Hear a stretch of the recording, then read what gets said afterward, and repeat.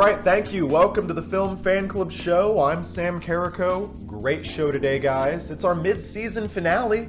How did that happen? This season is flying by faster than a box office bomb leaving theaters to go to streaming. Too soon? The season may be flying by, but our impact remains. The trailer for Dune 3 has been released. Get this, instead of doing it as a movie, it's going to be a television series for HBO Max titled Dune Prophecy. Yeah, you know where I'm going with this. I think it would have made a very good 10-episode television series. And having seen part 2 now, I still think it should have been a 10-episode television series.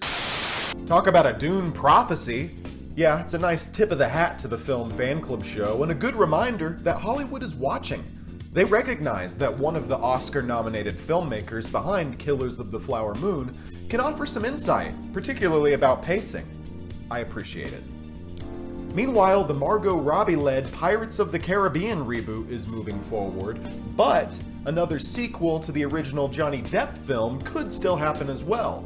Producer Jerry Bruckheimer recently told Entertainment Weekly, quote, "It's two different movies. We hope to get them both made, and I think Disney agrees they really want to make the Margot one, too." Man, I haven't heard that much both sidesing since couples counseling.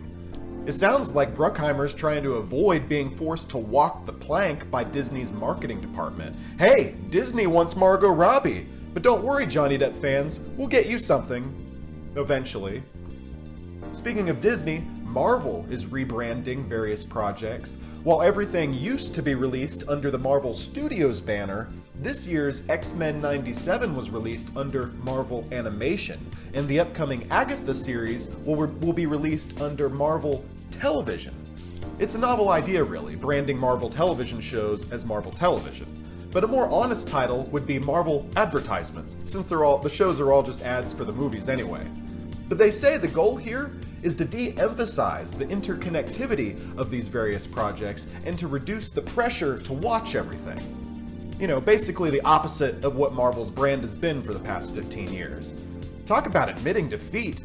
You know you're in trouble whenever you have to come out and say, okay, we know you're not watching most of this shit, but would you maybe give this one a try? Alright, how about a monologue? We're talking about Furiosa on the Film Fan Club show today. The Mad Max Fury Road spin-off opened in theaters over the weekend, and it's already giving both sides of the political aisle something to whine about. Yeah, some people are upset about this movie even existing. Where's Mad Max 5? Why is Furiosa the lead? Man, they replaced Max with a woman? This movie hates men! Put a chick in it, make her gay! Never mind the fact that director George Miller has wanted to do a Furiosa movie ever since Fury Road came out. People on social media are saying that this movie is hating on men or that it's promoting feminism. Guys, have you even seen Fury Road? The villain in that movie is the patriarchy. But on the other hand, when it came out that Anya Taylor-Joy only has 30 lines of dialogue in the movie, I could already picture the angry feminists. Only 30 lines? Let women speak! This movie hates women! Forgetting that Mad Max himself, Tom Hardy, he only had 63 lines in Fury Road. Now obviously a lot of movies today do try to shoehorn in undercooked political messaging, and I hate that too. But at a certain point, can't we just enjoy things? We've reached a place where so many of the people that discuss these movies are just looking for ways a movie can be political in one way or another. I think what bothers me most is that they're so quick to assume that every movie is trying to make some sort of grand statement, and if it doesn't fit their narrative definition of what's woke or politically incorrect, they're automatically going to write it off as good or bad. I heard someone on another YouTube show recommend Furiosa based solely on the fact that they think it's not woke. Quality be damned. It's just embarrassing. I don't know about you, but I'm tired of the noise. I'm tired of all the shouting, the screaming, the constant need to be right. Can't we just have a good movie without it needing to validate our personal politics? Is that too much to ask? Oh, and if you haven't yet, make sure you check out our review of the new movie, Civil War. Okay, we've got a great show for you lined up. Let's get right to our discussion of Furiosa, a Mad Max saga. All right, let's welcome tonight's guest. He is a YouTube pundit who made a fantastic video for Designing Hollywood titled Mad Max Fury Road Redefines a Classic. He also has a YouTube channel, Other Productions and Media. Oliver the Ricketts is here. Hello, Oliver. How are you? Hey Sam, thank you so much for having me. This is amazing. Thank you very much. I can't wait to talk about Furiosa. It's a pleasure having you on, man. I enjoyed your content both on the Designing Hollywood YouTube channel, but then also on your own YouTube channel. I recommend people check it out. You saw Killers of the Flower Moon. I saw that on your best Yep, films yep. of last year whenever I watched your top 10 or your top 15, I guess, was it, of 2023? I'm always a little you always say you go in with like 10, but I see about 3 movies every week just by the nature of what we do. So you start making that list and you go, yeah, but Cocaine Bear was a lot of fun. And and then you got to mention everything. Um, so yeah, a little bit about me. I right now I've been reviewing movies for about 10 years. So I like to think maybe I know a little bit about what I'm talking about. And in the last couple years, I've moved on my own channel, Other Productions and Media, into doing more of my own films and curiosities. I make little documentaries. Next up, I'm doing one about crushing a watermelon between my thighs and the process of how to accomplish that. So Nice. that's unrelated to movies, but I still talk about movies over on the Designing Hollywood YouTube channel, where we talked about not only Mad Max, but Dune we did recently. I just watched Jerry Maguire there for the first time. So if you love movie related content, either of my channels are cool places to go, I think.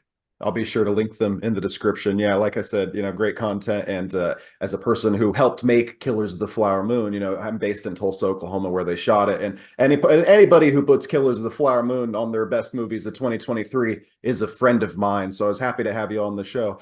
Can you Hey talk a man, thank you little? for your service, because what an amazing movie. Oh, you're very welcome. I'm happy to do it, really. My official title was Transportation Production Assistant, but really that's just, what are titles? In Hollywood, they just give you a title. Everybody's doing everything. I was the glue that held the film together. We don't need to dwell on it. But Right now he's here. but your video Mad Max about Mad Max Fury Road, I enjoyed it very much as well. Can you talk a little bit about your history with the Mad Max franchise, and then maybe the process of revisiting it for that movie, or for that video rather, and then your anticipation for Furiosa? Well, so I talk a lot when I talk about movies about how sometimes when you approach a classic, it's really intimidating, and as a film fan, because a lot of the time things will be really quoted and like really pushed at you. And then you have that little moment of like, well, what if I don't like this that much? Yeah, Those were the original Mad Max films for me. I'm a huge science fiction guy. I love B movies. I love like crazy films. That's my favorite thing in the world. So, when you have things like Road Warrior and Beyond Thunderdome, I had never seen those because they were so hyped up. And you do yeah, have that like trepidation of like, is this going to disappoint me? I don't know. And then Fury Road comes out in 2015, which is, I'm 26. So that's like my formative years of like movie going, right. what, I'm like 15 years old then, right? What year is it? So it's 2024 maybe.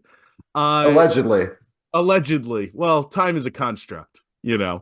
But I walked into Fury Road and was initially a little confused because it's one of those movies that it's just like, I'm not going to explain anything to you. We're going to go and you're going to roll with this. And retroactively, that's the best thing about that movie, is it never like it respects the audience in a way that's like, hey man, you're going to get this just because you're going to be looking at this for long enough that you're going to fall into this world. But having not seen Road Warrior, original Mad Max, Thunderdome, you're watching that first one, you're going, am I missing something because I haven't seen those films? And then you go back and watch those, and you're like, oh no, I'm not. Because Fury Road is almost completely unrelated to those, like in almost every way, but it still works as an excellent sequel. So I love Fury Road especially because it was first of all, it's one of the best films of the last decade. Yeah, And to think that's a 75-year-old man at the time out there putting that thing together. right. Amazing. and how much is practically caught in camera, how out of the box it is, and it's still that big blockbuster movie that's not necessarily like regular franchise film fare, you know? Um, wow, I lost my train of thought there, Well, you but just like National Board of Review named it Fury Road the best film of 2015. It was nominated for Best nominated for Picture. Best Picture. It's like rarely does a blockbuster movie reach the level that Fury Road did. I don't believe it was as financially successful as it could have been, but you No, but know, a huge win for the studio all the same to have something that's so culturally relevant, in my yes, opinion, at least. And I also think like it's rare that you see something like a legacy sequel, like because it is a legacy sequel, like a Star Wars The Force Awakens or the new Indiana Jones films, yes, but it's not because it's also kind of its own thing. Like you can jump on as a totally new fan or you can be an old fan. The only thing close to it that I can really think of is Blade Runner 2049, where like, oh, I didn't have to be a fan. This can stand on its own in a little vacuum, yeah. independent Mad Max, but it still acknowledges like, well, Mad Max is also really iconic. Yeah. I'll admit I've never seen the Mad Max trilogy, the original trilogy, and I still have it. I wanted to watch them leading up to Furiosa. I didn't get the time, unfortunately. I've been rewatching the Lord of the Rings trilogy. What a time! So wasn't able to fit in the original Mad Max trilogy, but I did rewatch Fury Road going into Furiosa week. I was able to rewatch Fury Road. So just talking about mentioned a couple things. Like in your video, you compared it to what if they had did the Luke Skywalker and the Last Jedi to Mad Max in Fury Road, and I immediately got angry. I was like, "Oh my god, I'm so glad!" And it gave me another appreciation for Fury Road that I didn't realize that I had because like you said, it's just another day in the life of Mad Max. He's just the same age as when we left him, and it works for that reason. It works because it. And I enjoy the passive nature. Like it's just a day in the life. Like he's just Right. going through this larger adventure. You're Well, experiencing this adventure through his eyes. it is such a strange thing that now when Hollywood makes a sequel to something that's really beloved, like they immediately jump into, well, this amount of time has to have passed in Yes. movie world.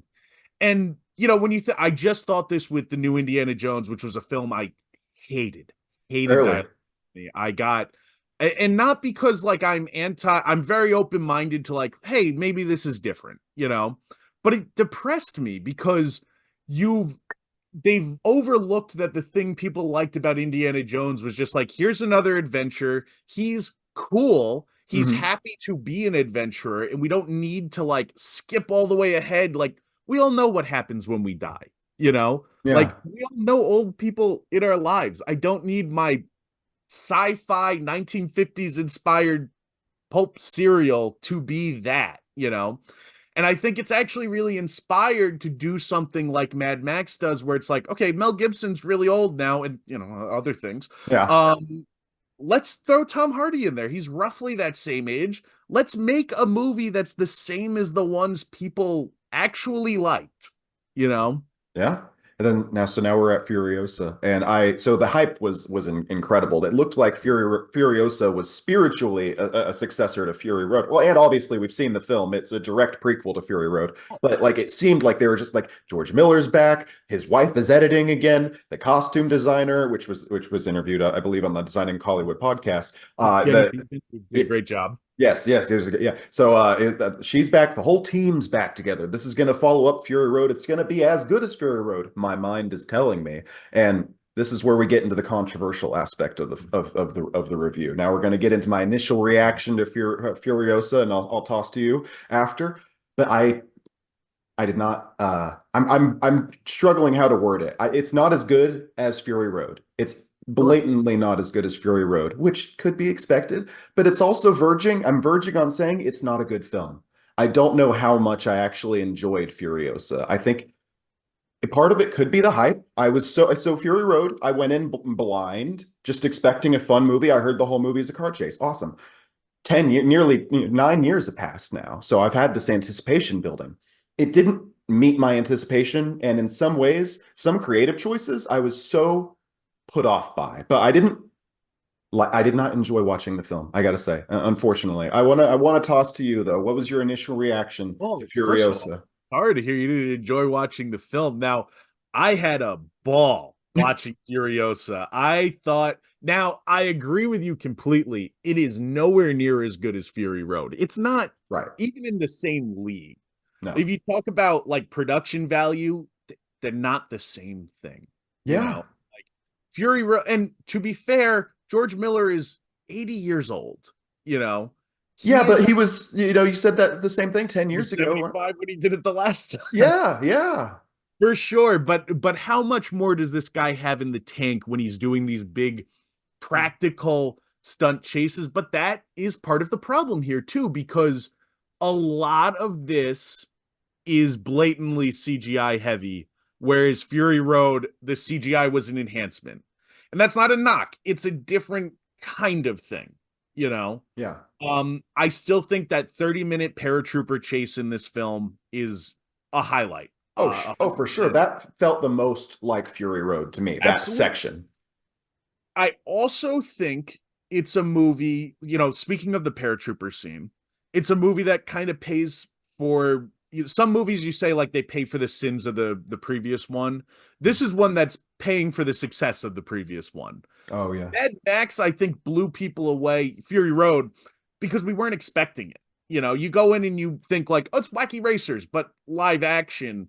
And it is more than that. It has so much heart, especially, and in this film, you feel like the absence of Nicholas Hoult specifically. Oh, But yeah. even like I love Anya Taylor-Joy, but I was much more attached to Furiosa in the Charlize Theron version, where she had a little bit more to do. I just don't think this has the same substance as Fury Road, which is fine, but you do have to adjust that expectation where it's like, this isn't that. This is kind of like movie DLC in a way. Yeah, yeah, I could see that. And maybe with I feel like it's a cliche to say if you temper your expectations, you'll enjoy a movie more. But maybe but I was expecting, yeah, Mad Max Fury Road too, like spiritually. Yeah. Like and it the only time you mentioned it, the best scene, the best sequence in the whole film is the big chase in the middle with the paratroopers and everything. That felt like Max Fury Road again. And you touched on something that I thought about as well, was the use of practical effects versus the use of CGI in this movie. This movie at times felt like, like remember 300 and then the parody movie Meet the Spartans? Like some of like Mad Max Fury Road feels like 300 and this one feels like Meet the Spartans. Like the War Boys, the makeup on the War Boys doesn't look as refined. Sure. Maybe it's because they have a whole bunch of War Boys instead of being able to take time to individually. It may be a victim of going bigger. Yeah, it could be the CGI. It looked like a lot of times they were on a volume screen, and oh my God, I hate the volume technology. That's like the atom bomb, the creation of the atom bomb, the creation. I think the creation of volume technology is just the same, or it was The shoddy volume is green such screen. not to go off on a little sidetrack, but No. the volume does frustrate me like Yeah. in a huge way, because now we talked actually to Greg Fraser on Designing Hollywood, funny enough, who invented the volume for The Mandalorian. Oh, I hope you handed it to him. Now I love the way that I would never. I love the way that Greg shoots on the volume. I think Greg Fraser is one of the most talented cinematographers alive. But it is kind of like, here's this new technology and everybody doesn't know how to use it the same. Yeah. You think about like Ant-Man and the Wasp: Quantumania is a big example of people using that technology but not knowing how to let the actors move and not knowing how to make them interact with the environment, which is kind of the point of the volume, where it's like green screen actually is better in some applications because I want my actor to be able to move. And if I'm not able to plan with the volume the same because I don't understand the technology as much as the people who invented it, Yeah. it's not going to work the same. So I think the volume has a future. I think it's a great idea.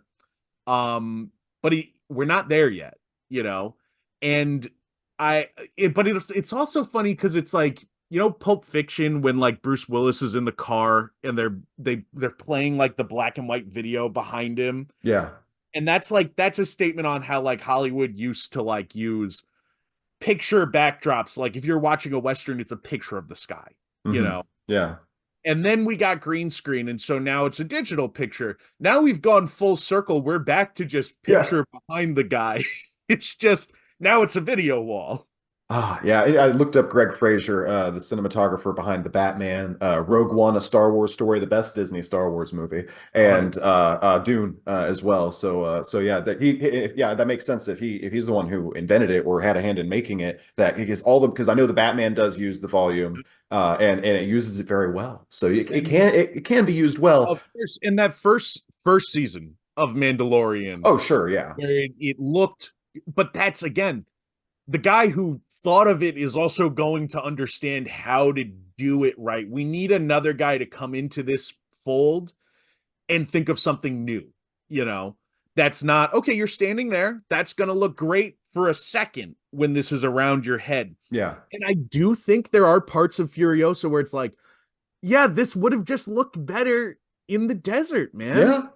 Yeah, 100%. And I don't want to pretend I know every aspect of the detail of the production of Fury Road. I'm sure there was a lot of, shots and stuff that had a lot of CGI, but it felt realer. And again, the War Boys, I just the War Boys, the makeup on the War Boys sticks out to me. Do you agree that like it just overall it felt cheaper? Do you see my Meet the Spartans I, comparison? you know, who I thought really threw me off was the little guy. Oh Um, yeah.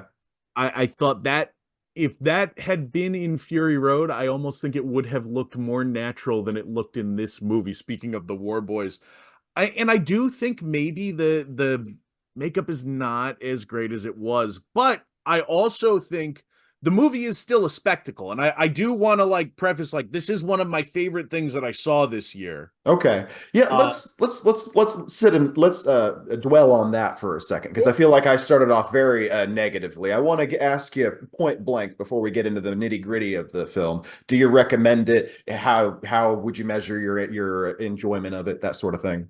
I 100% recommend it, but I'm also not going to be someone who sits here and says that it's a perfect film. Now, historically, I also will go toe to toe and defend movies that I think are flawed because they tried something. Yeah. I think for Chris Hemsworth's performance alone, this is worth seeing. Uh, that 30-minute chase with the paratroopers, incredible. It is missing elements that I really wish were there. So it ranks in at like a B plus in kind of a weaker year for movies for me. But that makes it one of the better films that I saw as well. It's not, I was really hoping for Dune 2 again, you Uh-huh. know, Yeah. and it's not that. It's kind of more a really good Sin City movie. It's it's more that flavor than it is. Whereas Mad Max Fury Road is more Dune.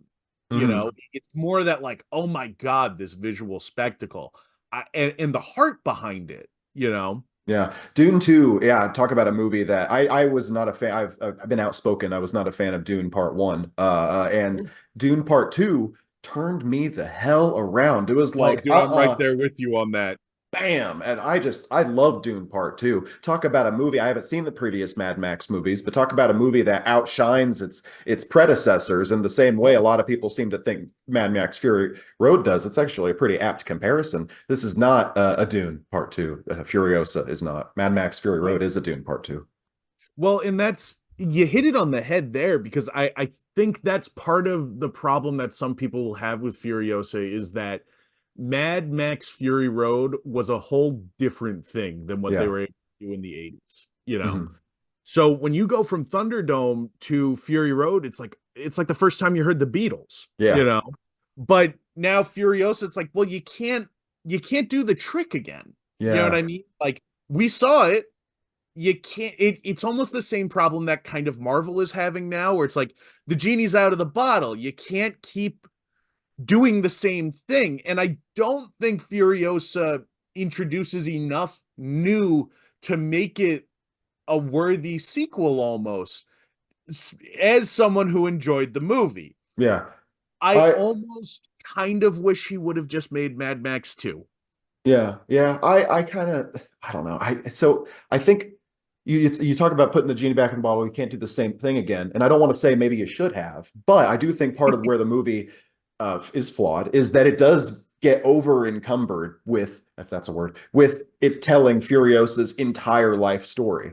Now that Oh, we're kind of cool. getting more into the nitty gritty of like the Mad Max Fury Road, one car chase. You're experiencing this larger plot through a POV character that narrows the focus for you. This movie doesn't have that narrow focus, and I think it is a huge problem for the pacing. I mean, Killers of the Flower Moon, 3.5 hour movie, flies by. I know a thing or two about pacing. And this movie, the first 45 minutes, I mean, I told my girlfriend that Anya Taylor-Joy's not even in the first 45 minutes. She's like, she is Furiosa. I'm like, yeah, but she's not young Furiosa. And a little about me, I hate child actors. Anytime you put a child actor in the movie, you should minimize that. So what they should have done is, instead of 45 minutes on spending with the child actor, you should have spent like 10 minutes, cut that down to a 10-minute prologue, end it with the title card Furiosa, bam, transition to Anya Taylor-Joy. I hated the pacing in this movie. And it's because it does try and do too much, whereas it should have been more narrow like Mad Max Fury Road. Do the same thing again. Sure. Well, you hit it on the head, and I don't even know that it's do the same thing again. It's this movie wants to be a revenge film, you Mhm. know, but it also wants to be this like generationally spanning odyssey of a person's whole life. Yeah. You can't have both, because what does a great revenge film has you hating a villain all the way through so that you just want him to get it, you Yeah. know? And the problem with Furiosa is that, first of all, Dementis, Chris Hemsworth, is the most likable person in this movie. He's just overflowing with charisma. He is so fun to watch. My other favorite scene in the film is Dementis talking to Immortan Joe about, I'm taking over Gastown and you're going to, in like negotiating, what are you going to give me? And I'm taking over part of this territory. Right. That's the best like dialogue bit in this whole movie, and it's because Hemsworth is carrying. He's so into this character. The problem there, though, is that, like you're saying, this movie is paced out in kind of a strange way, where the movie opens with, and are we doing spoilers, or are Yeah, I we? figured at this point, since you gave, I said I did not like it. You've said that you recommend the movie. People at this point should know. Now we're getting into spoiler. Watch it if you want to, based on our recommendations. Now we're going to get into spoiler territory. I think it's a good time. Cool. So the movie opens with Dementis murdering Furiosa's mother, like very brutally, like in front of her. Yeah, That should be enough for me to want him to die. But then he goes on for that whole first act where Furiosa is a child with Dementis. I don't want to say he's like cool to her, but he doesn't treat her terribly. And you yeah. are distracted by how likable he is, and the concept. If you go back to Fury Road, what's the opener of that movie is Mad Max saying, like, well, we're all just driven by this primal instinct to survive. Yeah. So I can't judge him on that same basis that he was judged previous, like that he would be judged in our world, you know? And then to frame him, a big part of this movie is also the beef between Immortan Joe and Dementis on who's going to run the wasteland. And I almost wish the movie was more about that than it was about Furiosa. But because I'm also predisposed to dislike Immortan Joe from the last movie and then some of the stuff that goes on in this one, I start rooting for Dementis the more time goes on. And then by the time we get adult Furiosa being like, well, I gotta go kill Dementis, it is one of those where you're like, do you? Is Yeah. that because I've almost forgotten what he did that was bad, you Yeah. know? Because the It pacing is so terrible. Yeah, I don't know about terrible, but I almost feel like if you're gonna pace it out like that, Immortan Joe and escaping the Acropolis should have been the main problem here. Or forget Furiosa and give me Dementis versus Immortan Joe, because I love Dementis and I would just like to root for him. Or make it gosh, I wish there's a way you could make Furiosa a POV character just caught in the middle of a one long car chase between Yeah. Dementis and Oh, Immortan that Joe. sounds like another movie that I know. Yeah, exactly. I'm just saying, do Mad Max Fury Road again. Yeah, you could like the beat, but I would have loved it. And I'm a simpleton. I get it. You mentioned something that I absolutely hated, so I got to call this out. Chris Hemsworth in this movie gives the worst performance I've ever seen in my life. I Oh, hated Ooh. his performance in this movie. I think, and I know he is Australian, right? So, and he's playing an Yeah. Australian character, but his accent was like unbearable at times in this movie. The nose is Oh, is that was is my favorite. the nose looks like it's about to fall off. It goes along with what I talked about previously with the makeup in this film. Does not look up to snuff, should You I know say? what's funny is I think I might have I the more I'm like hearing about this fake nose, I think I might actually be suffering from like some face blindness over here. Which my wife tells me all the time because I'm terrible with like if a movie comes on and like there's someone who vaguely looks like a different actor, I'll jump right to like, oh, it's that guy. And then she's like, it's not that guy, you know? So, and I almost feel like the fake nose thing, like I walked out and I started reading, like, what fake nose? What do you mean? That's And then insane going to back me. and looking, the guy's wearing a Squidward nose. Yeah, yeah, the whole movie, and it just like was like right in my face, like right there the whole time. And it's so funny that you're like, well, fake news. That's great. What fake nose do you mean? But that must be my own brain just being like, look past it, bro. But I'm also a big like Evil Dead, Planet of the Apes, like that era. So like makeup does not bother me. Yeah. So that is part of it too, perhaps that like I'm just but to me, like Dementis, that character is out of like a 1950s pulp thing. It is an over the top villain Yeah. that I think fits this world. And the voice, it just, I know it's not what the guy sounds like, but it tickles me. It's something about it. I guess I get what they were going for. I did like the idea, like he's got like the band, like the drum, or it's Yep. like an orchestra band shirt that's like ripped up on and on. Yeah, He's yeah, like yeah, got a yeah. flowing like white cape that eventually gets turned red because of the because Dementis the Red and all that blood, you know. that was good. That was fun. I liked, and I get like, and he has like a chariot, like a Roman emperor, like with motorcycles out front. Yep. I get what they're trying to do, like with that character. It's just I think I don't want to blame it all on Chris Hemsworth, but I think his performance was really horrible in this movie, and so many people I've heard say that it's good that it just drives me insane. It's funny, and I know exactly where you're coming from with that, just from like there are other movies where I'm like, this bit irks me and Yeah, everybody loves it actually funny enough that is kind of how I feel about Tom Hardy in most movies where people are like I love Tom Hardy. I'm like or Venom specifically, I do not care for those films, same. and he is always praised so heavily in those where I'm like, dude, am I like not seeing the same thing as you? So I feel your pain, but Hemsworth is definitely my favorite part of this film. But that being said, it's almost to your point because I have a lot of problems with the story structure of how they used him. I liked him too much, and not in the Hmm. way that like Kill Bill, you like Bill, but you Hmm. still want Bill to die, you know? Right. Every time we're taking Dementis away, I'm going, no, come on, man, bring him back. And when he died, I was like, you could just patch things up, I think. Yeah, there's Morton Joe as well is in this film played by a different actor. I had a couple of complaints watching the film, but I'm having a hard time materializing them right now. I just think there's something about the voice. I think something about the intimidation factor, something about watching, trade disputes in the galaxy, as my basically what they're doing. What Morton Joe, a big part of it is like, the wasteland equivalent of trade disputes. I feel like it takes away some of. I think Morton Joe was used correctly in Fury Road and Sure. lesser in this film. Well, And you can't get the guy back because the guy died, unfortunately, the actor. But the guy right. in this film did not bring it. And especially now that we're in spoilers, it's supposed to lead directly into Mad Max Fury Road. So I don't buy that that's the same guy.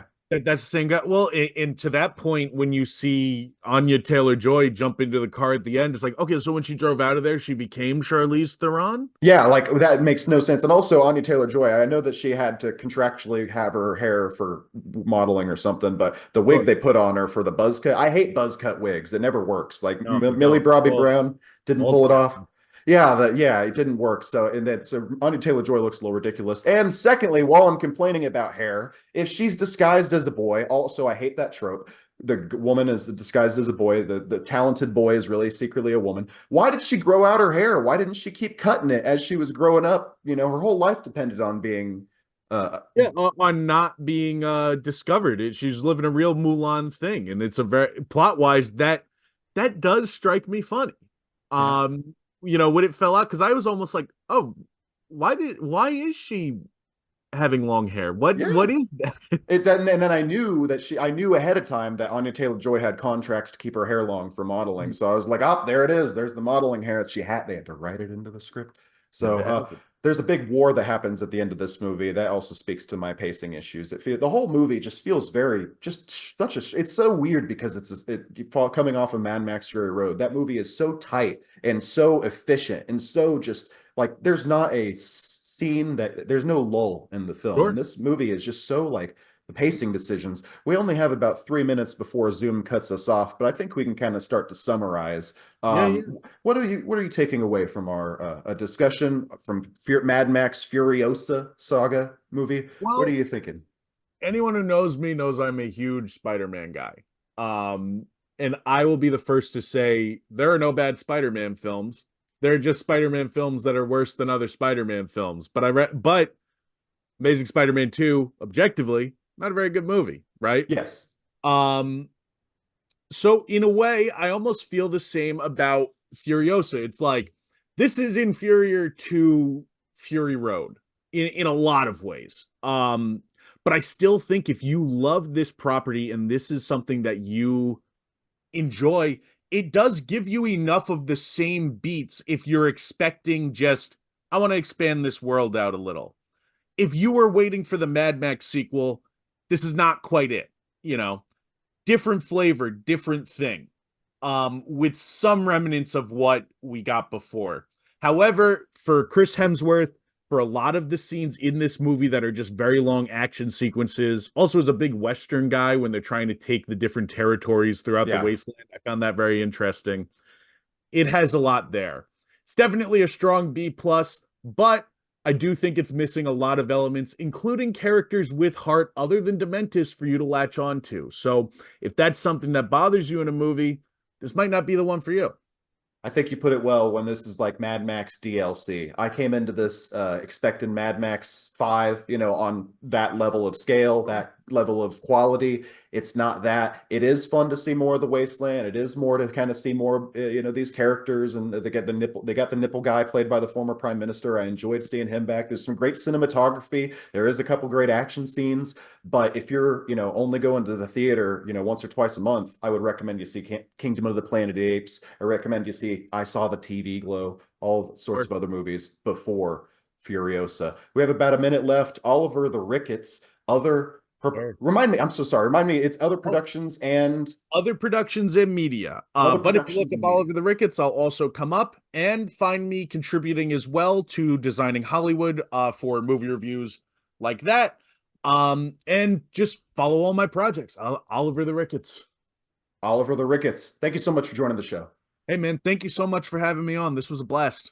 All right, that's our show. I'd like to thank Oliver Ricketts for joining me this week. A reminder, this is our mid-season finale, so we're going to take the entire month of June off. But don't worry, we are going to be back in July, early July, with a review of Doctor Who Season 14, so make sure you tune in. Subscribe, of course, here on YouTube. Follow us on your favorite podcasting app. We're on Apple and Spotify. I've been Sam Carrico. Thanks so much for watching, and I'll see you soon.